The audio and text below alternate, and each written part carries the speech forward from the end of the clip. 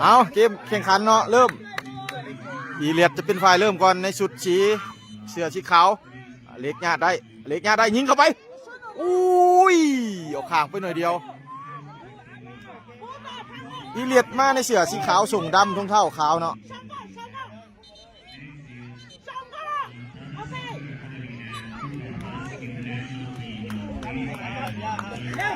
เรามี4 สโมสรเนาะส่งเขาเอาเป็นบ้านทุ่มของเบสวรรค์อาชีทุ่มให้นิวลุดไปแล้วโอ้ยเล็กซ้ำโบเข้าบ้านลุดเสา2ออกไปเนาะ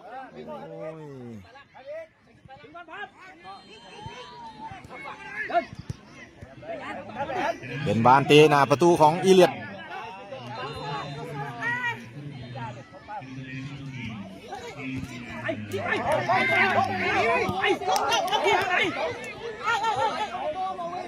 จะลินสันหรือสิเตยาวเนาะลินสันไปแล้วเตยาวเบียดักได้เบียยิงเข้าไปวิดเสา2ใจห้อนเกินไปเนาะ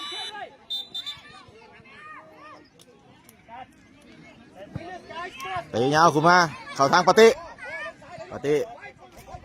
มาให้เบียจะให้ให้ออกมาอาชิยังได้ส่งให้นิวบ่ถึงนิวยังบ่ได้ดานยังไปหานิวอยู่เนาะออกไปให้เล็กทางกลางขวาเล็กไปจวดแล้วบ่เข้าตามเสาบุยไปซ้ำ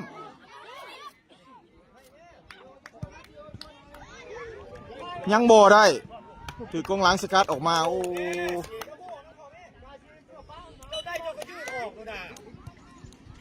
เป็นบานทุ่มของเดสวรรค์ทางกับขวานิวผ่านมาบ่มีไผอุ้ยผ่านมาหาทันวาย้อนมาโจปฏิไปให้เบียร์ทางกลางออกไปไล่ให้อเล็กลากหัวหลุดไปแล้วหลุดเงาผ่านมาได้บ่ได้อาชิโอ้เรียบร้อยอาชิยิงเข้าไปแล้วเนาะตอนนี้สกอร์นำเป็น1-0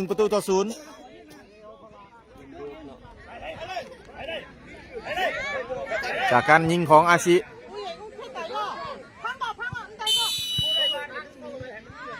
ยิงไกลไปโจปล่อยออกหลัง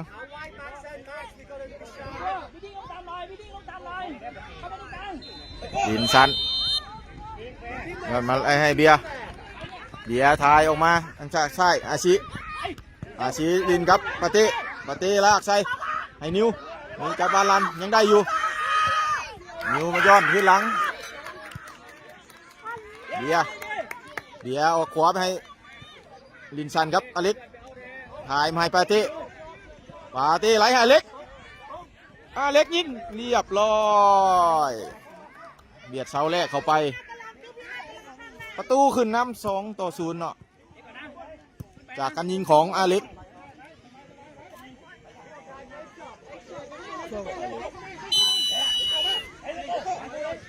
สกอร์ปัจจุบันเบสวรรค์ขึ้นนำ2-0อีเลียดเตะยาวขึ้นมาเขามือโจอาชิไหลให้ปาเต้จับยาวขึ้นไปปาเต้ยังได้อยู่ปาเต้ย้อนหลังมาให้โจไปให้ธันวาให้เบียร์ทางด้านกลางเดียวไปให้อเล็กตัดเข้าซ้ายปล่อยให้เบียร์ยิงถือประตูเซฟออกมายังสกัดได้อยู่บานฟาวเนาะปาเต้ถือสกัดล้มลงไปเป็นบานฟาวของเบสวรรค์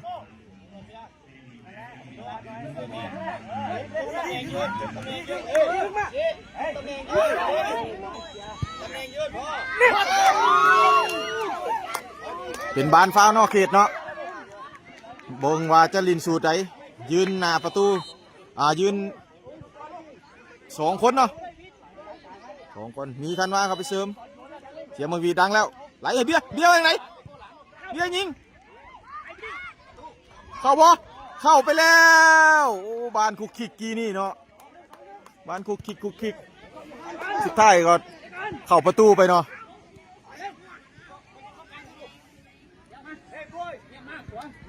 สกอร์3-0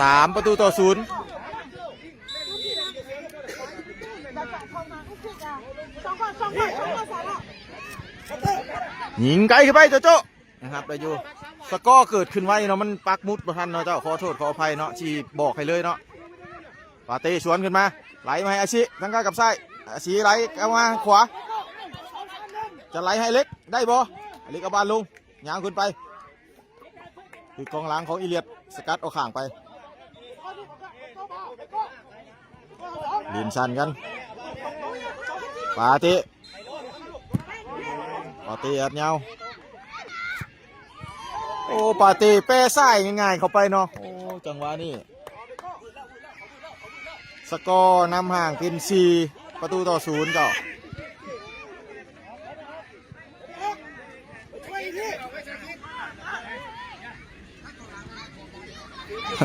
ปักมุดบ่ทันเนาะเพราะว่าสกอร์ไหลไวเพื่อนเนาะขอโทษขออภัยเด้อสีแจ้งให้เลยในสดเลยเนาะแจ้งสดๆให้เลยทันว่าไหลออกไปให้ขวาด้านอเล็กลากจะไหลให้นิ้วบ่ได้ถึงตัดแต่ว่ายังเข้าทางของกองหลังเบสวรรค์ไหลไปโจโจ้ไหลให้ปาเต้ออกไปขวาให้ทันว่าให้เบียร์ทางด้านกลางโอ้ยังลินสันกันอยู่หน้าประตูเนาะทันว่าโอ้ยพวกเขาเจอกันลูกนี้ส่งบานพลาดถึงตัดด้านได้ไปแล้วอิเลียดได้บ้านยิงติดปาเต้ยิงซอยได้ทันว่าไหลมาให้เบียร์มาให้อาชิย่อลินกับเบียร์ทันว่าลินกับโจโจ้ปาเต้มาให้เบียร์ด้านกลางเบียร์ถ่ายมาให้อาชิลินชันกับทันว่าออกไปด้านขวาให้ปาเต้โอ้ยังเคาะกันลินหน้าประตูเนาะเบสวรรค์เนาะยังโบขึ้นเกมเนาะยังเคาะกันลินชันหน้าประตูเบียร์เอาไปให้ปาเต้โอ้ยังทรงบานอยู่ด้านหลังเนาะยังโบขึ้นบานเถอะ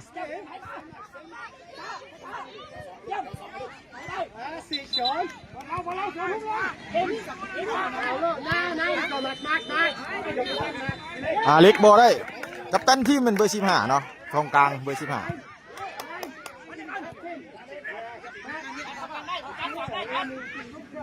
ปาเต้ไหลให้เบียร์ได้บอเบียร์ยิงออกไปถึกเซลออกมานิ้วยังเก็บได้นิ้วยังหักบอได้เนาะบานมาเบียร์ให้อาชีว่าอย่างไรชี้ไปปาเต้ทางด้านกลางมีโอกาสยิงเข้าไปติดเซฟนิ้วสร้างได้บ่ได้เนาะถึงสกัดออกมาโอ้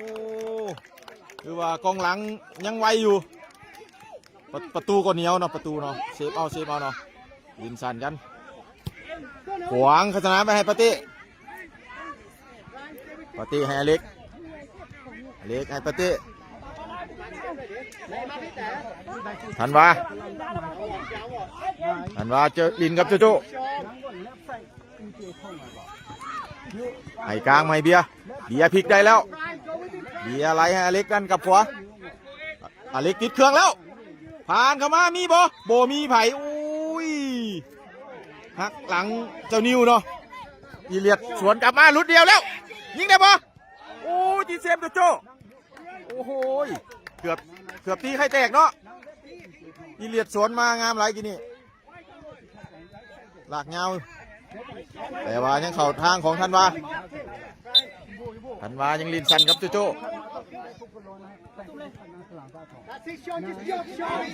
เบียร์ไปเลยแม่อันดาชียืนจอบอยู่เนื้อที่พวกกว้างแทงรุดเลยไปเลยแม่สินิวรุดมาแล้วนิวเห็นบ่นิวให้เบียร์อยู่ใกล้กันพอดเว้ยได้บ้านแล้วลากใส่เขานิวดึงออกกูกว้างแม่ทันวาเล่นไปยังวะเบียร์ลินกับโจโจ้ต้องลงไปใกล้หลายชี้ พี่หน้าเนื้อทีบอกกว้างเจ้านะชิลงไปใกล้เขายังดึงมาใกล้ๆโลด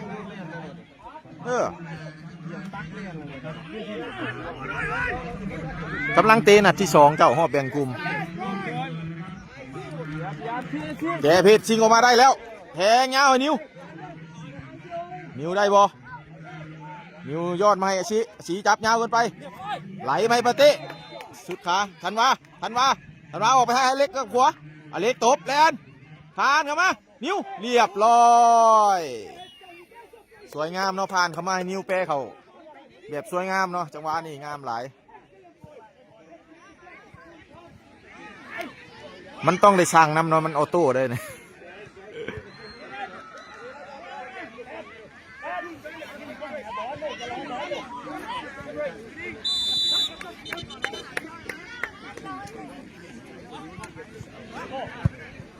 เตะยาวขึ้นไป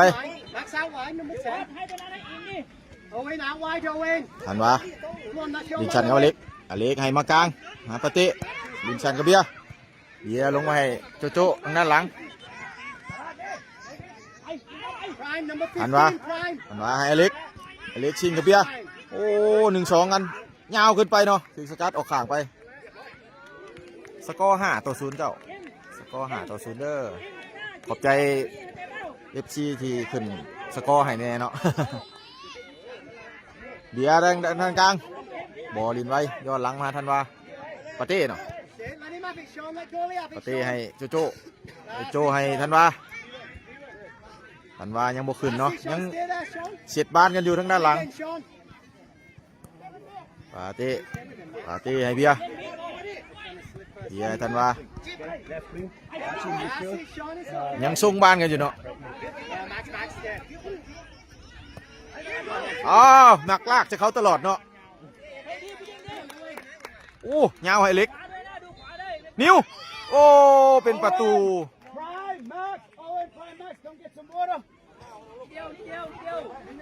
6-0เจ้าสกอ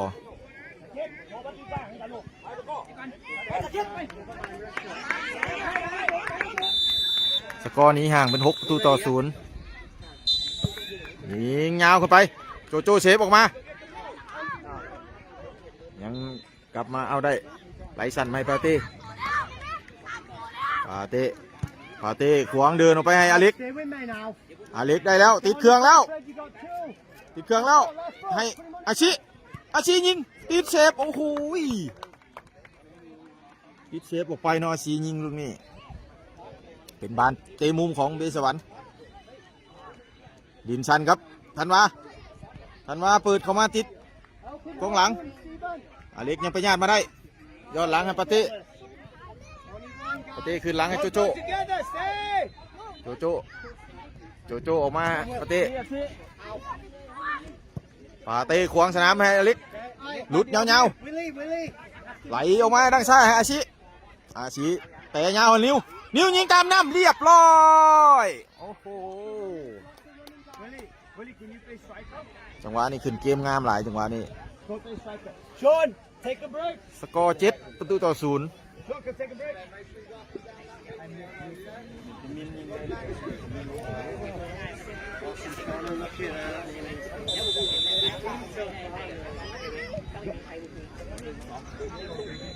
อีเลียดยิงยาวเข้าไปบอลซื้อประตูโจปล่อยออกหลังไปเนาะโจลินสันกับเบียอะไรให้ทันวาขวางสนามให้ปาเต้ใช่เบสวรรค์บอลินไว้เนาะคอยเสร็จคอยให้คู่ต่อสู้มาไล่เนาะแล้วคอยสวนกลับมีเนื้อที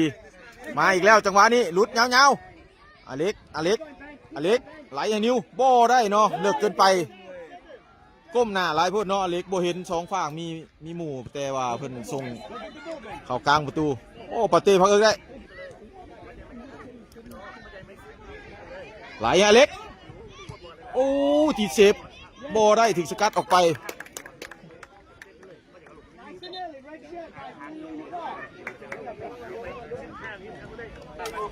ลินชันเปิดเข้ามาหน้าประตูเบียร์ซัดเข้าไปเรียบร้อ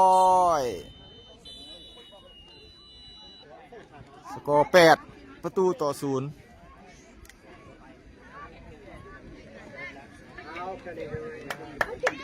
จบครึ่งเวลาทำอิฐเนาะเบสวรรค์นำอีเลียดอยู่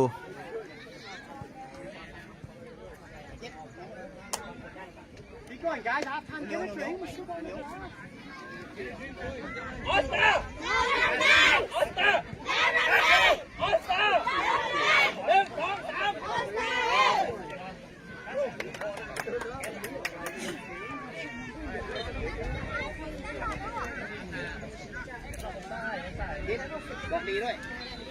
บอกดีด้วยบล็อกนะพิษพิษบล็อกตรงกลางนะถ้ากำแพงนะหัวเขาบางก่อนจริงนะนี่เห็นไหม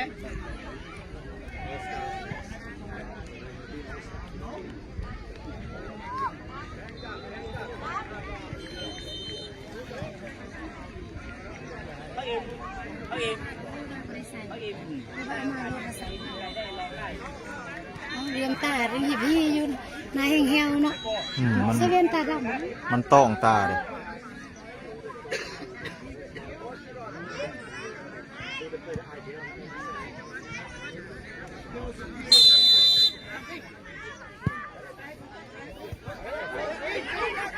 เด็กๆนี่จะไปแข่งรายการใดนี่ได้เข้าศูนย์เนาะฝึกซ้อมตามตารางแข่งขันเนาะสมมุติมือหนึ่งแข่ง3 เวลาต้องซ้อมตามเวลาแข่ง3 เวลาเนาะซ้อมนักหลายเจ้า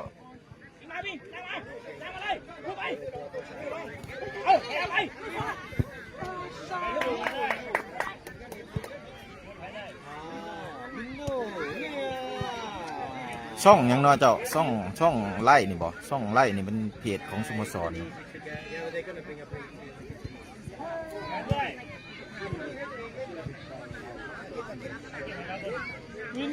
โอ้เนาะมีRNSนำเลยเนาะRNSก็มาเลยเนาะมีRNSนำเขาวะ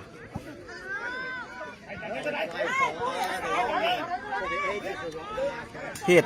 พจสโมสรเลยเจ้าเนี่ยเพจเบสวรรค์นี่เลยเจ้าอะไรครับมีFCถามว่าไล่ช่องใดจะได้ติดตาม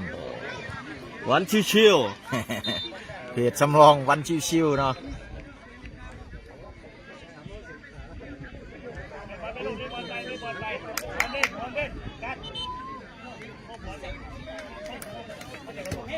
พี่ต่อดูคนตัวผู้ใหญ่ช่วยผู้ชายข้างหน้าผู้ชายว่าจริงจริงขอไปจามโอเคไม่ขอเสียนะขอเสียนะทำไมจุดตั้งแรกเนาะนำอยู่8-0สังเกตว่านักเตะเพิ่นนี่มันเป็นโรงเรียนอินเตอร์เนาะมีหลายเชื้อชาติหลายชนเผ่าเนาะมีเกาหลีญี่ปุ่นยุโรปหลายว่าเป็นสโมสรจากโรงเรียนนานาชาติเอาครึ่งเวลาที่2กำลังจะเริ่มเนาะสกอร์ยังนำอยู่8-0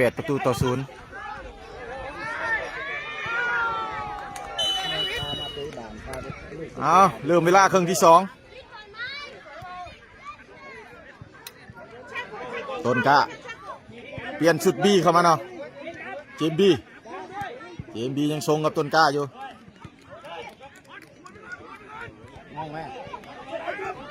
เจมบียังบ่ไปเนาะยังลิงกับโจโจ้ไปให้ต้นกะ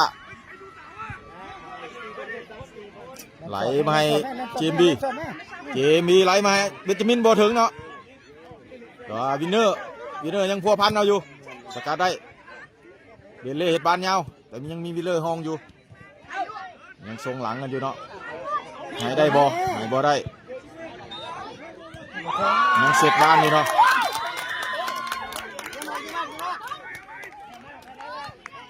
วินเนอร์พลิกมาแล้วแข่งยาวเฮ้ยเป็นสลามแล้วไม่เบนจามินยิงเข้าไปแล้วโอ้เบนจามินเป็นประตูของเบนจามินเนาะ สกอร์หนีห่างออกไปอีกแล้วเป็น9-0เจ้าเบนจามินมีประตูเลยเนาะ ไปลิ่นกล้องเสยเราเห็ดอ๋อ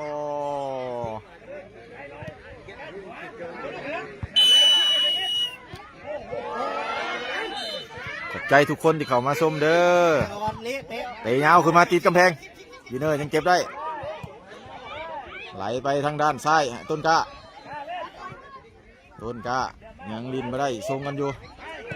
เจมบีมาให้สลามย้อนให้เจมบีออกไปทางซ้ายให้ต้นกล้าจิ้มมาให้วินเนอร์ย้อนหลังมาให้เจมบีให้สลามโยกเทิร์นออกไปได้จะแตะเข้าขวาบ่ได้เนาะไปทำฟาวล์เพิ่นเนาะสลามไปฟาวล์เนาะเป็นวานฟาวล์ของอิเลียด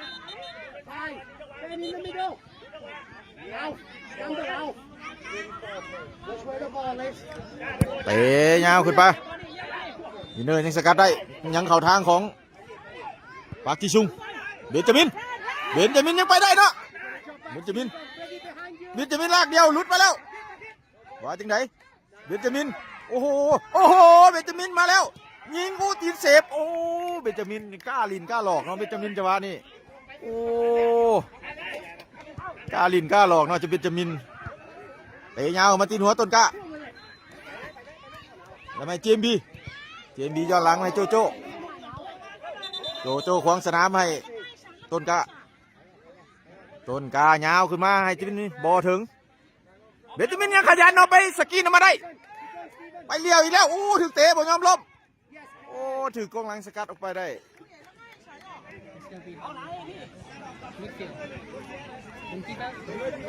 Red shirts, guys. Freddie, you got two there, Freddie. 9 and 7. Hey, 10. รุ่นอายุบ่เกิน10 ปีเด้อเบเล่เปิดมุมเข้ามาเบเล่ยกไหลมาให้เบนจามินลันยังได้อยู่ไหลมาวินเนอร์ยิงไกลเข้าไปทำฉากคานโอ้โหวินเนอร์ยังบัวพันเอาอยู่สลามไปช่วยเป็นฟาวล์เนาะผู้ตัดสินให้ฟาวล์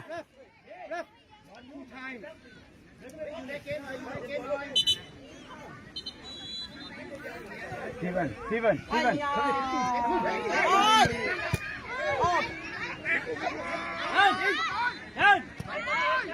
Freddie, 1 minute. Freddie, wait. Don't slow down. Keep going, Steven. Hey. Chặt. เตะยาวขึ้นมาตีกองหลังเฮ้โค้ช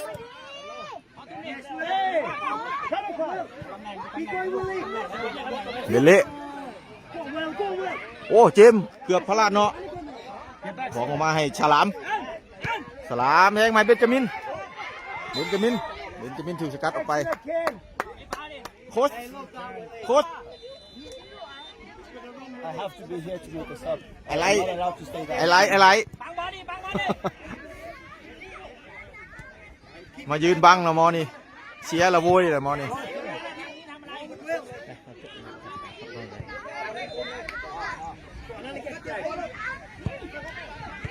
ทำเสาวินเนอร์ยังบ่ได้ Alfie. Willie. เฮ้ยเอาไหนเอ้ย Ben. สลามได้ทุ่มเข้าไปให้เบนจามินวินเนอร์ทิ้งสกัดออกมาสวนกลับมาแล้วออกไปทางขวาบอถึงอยู่ต้นกล้าสกัดได้เบลเล่ออกมาให้สลามทันบอยังทันอยู่สลามเปิดเงาไปเบลเล่ตำคันเดี๋ยวแป้ลงเบลเล่ยังตำคันเนาะจังหวะนี้เจมบีไล่มาวินเนอร์ทางด้านกลาง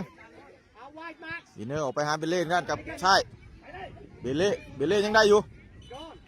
ออกไปแล้ว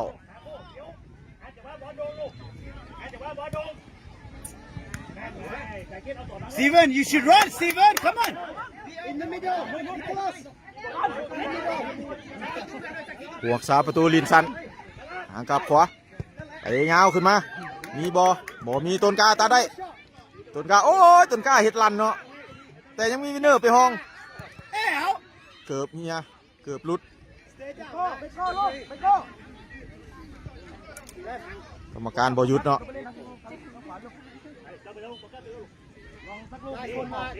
ใส่แล้วนินต่อเบลเล่ทีมยาวมาให้เบนจามินทันบอยาวเกินไปเขามือพวกซาประตู Steven, open, Steven. เตะยาวขึ้นมา208บานยังอยู่กลางสนามสลามไปสกินออกมาเลยไหลยาวมาเบนจามินพลิกไปได้แต่เขาขวาจะทันบอยังขยันยังไปไหลเอาสลามเย็ดเข้าไปเลยโอ้โหสลามใจห้อนเนาะ Steven, you have 1 minute. บาลล่นออกมาสลามยัดเข้าไปเลยตามคานออกไป Show me, Steven, what you got. Come on. Freddie, ask. I need for the red shot. ประตูอะไรประตูลินชันบอได้บานออกข้าง Guys, red shots. You can ask number 9. เบลเล่ไหลมาเจม Yes, Ken. เจมย้อนหลังมาให้ต้นกล้าย้อนไปให้ Come on, โจ Nick. โจ Come on, Nick. Keep running, Nick. โจไหลสั้นบอสั้นไปเนาะ Go back, Nick. วินเนอร์ยังได้อยู่วินเนอร์ไหลออกมาสลามหลุดไปแล้วยิงบอยิงโอ้ยหักหลังไปเบิดเลยเบลเล่ยังขยันไปย่ามาได้เบลเล่ได้บอเบนจามินบอได้คือสกัดสวนกลับขึ้นมาแต่ว่าวินเนอร์ยังมาเอาได้โอ้โหให้แรงเงินไปเนาะ When are you gonna call it? Steven. He kicked him behind. He kicked him behind. No. Speak English. He kicked him behind. I know. You know. Okay. Prime, get up. Prime, get up. บ้านทุ่มข้าง Nicholas, come into midfield. Protect the players. It's your job as a referee. Protect the players. เครื่องห้อนเนี่ยเจ้าสัญญาณมันก็เลยจะขาดต้นกล้าตาได้ Yes, Owen. ต้นกล้าเห็ดบานยาวเนาะ ต้นกล้าโบราณแม่ต้นกล้า ยีเลียดเป็นบานฟาว Nick, get in there. Prime, go. เป็นบานฟาวของยีเลียด Got to get under the ball. Heavy under the ball. Give it flight in there. Okay, don't try to shoot. Get under the ball. เพิ่นสั่งกันว่ายิงเข้าไปเลยเพิ่นว่าไปยาวเข้าไปหน้าประตูเอามี2 คนอุ้ย I couldn't ask for more กองหลังเห็ดยังอยู่เนาะปล่อยลุดไปหาผู้ต่อสู้ทั้ง2 คนทางหลัง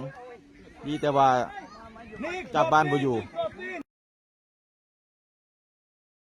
เบนจามินย้อนให้เจมออกไปหาเบลเ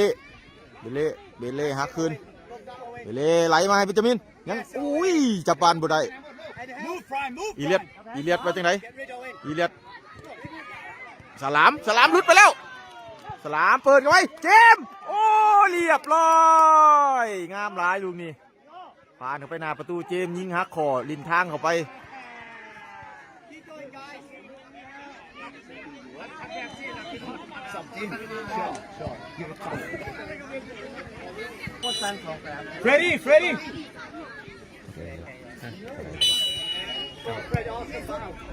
ตั้งใจกันเลยจ้ะ 10ประตูต่อ0น่ะเนาะ I want to save your energy. This game is on. You're not winning this game. I want to save your energy against Ulster. เบสวรรค์กับสโมสรโอ้โหมงซ้ำเข้าไปลูกนี่งามหลาย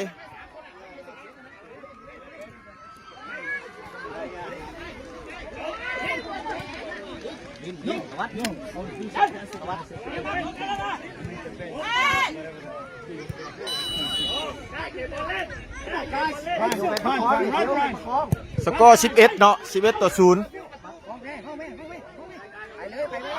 โจไหลมาให้สลาม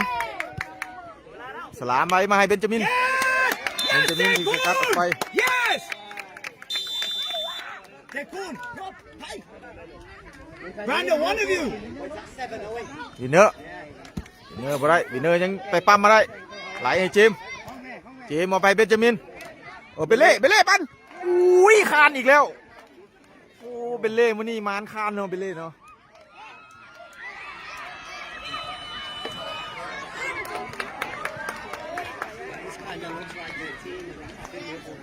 เป็นบานเตะจากหน้าประตูของอิเลียดเตะยาวขึ้นมาล่นหาต้นกะเจมเก็บได้เจมไหลเอาไปให้เบลเล่เบลเล่เบลเล่เหยียบบานกายเนาะเจมยังเข้าไปเอาได้ปั๊มกันจังหวะนี้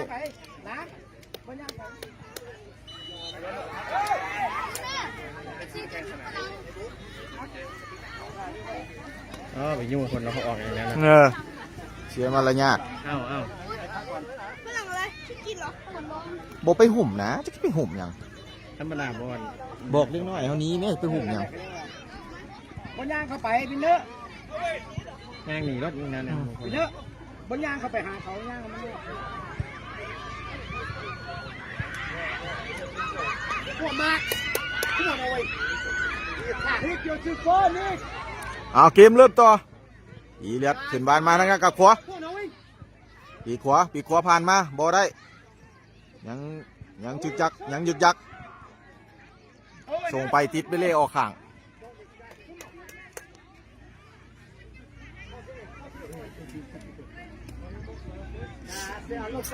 อีเลียดโยนยาวไหมยิงลูกนี้โอ้ยบิดคือโจโจ้เซฟออกไปเนาะเกือบตีไข่แตก Brandon or Tycoon one of you go one of you Tycoon go Brandon stay Tycoon แล้วCome on อีเลียนลินซันเข้ามาโซสกิลถือวินเนอร์ไปพัวพันเอาวินเนอร์เตะยาวขึ้นมาถือกองหลังเตะสวนขึ้นไปขอมือโจโจ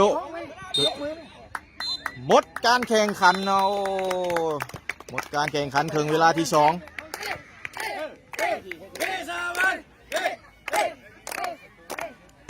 ผลปรากฏว่าเดสวรรค์ลงในนัดที่2เอาชนะสโมสรอีเลียดฟุตบอลอะคาเดมี่อินเตอร์เนชั่นแนลไปเนาะด้วยสกอร์11 ประตูต่อ 0